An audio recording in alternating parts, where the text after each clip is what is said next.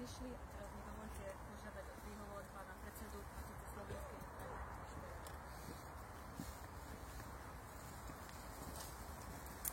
Vážený pán Dianička, vážená pani doktorka Macharáčková, ale pre všetkým drahí priatelia, matičiari, členovia Slovenského zväzu protifašistických bojovníkov, ale aj vlastníci, Slovenci a Slováci, pre mňa je veľkou cťou, že môžem byť tu tento deň, kedy vlastne si pripomínajú nič menej než 80. výročie slovenského vojnového hrdinu, ale aj večne mladú legendu Slovenského národného povstania, brigádneho generála in memoriam Ľudovíka Kukoreliho. Rok 2024 sa nesie v tom významnom 80. výročí vypuknutia povstania. K nemu sa vlastne nadväzujú rôzne okolnosti a dejinné súvislosti tejto najvýznamnejšej vôbec a my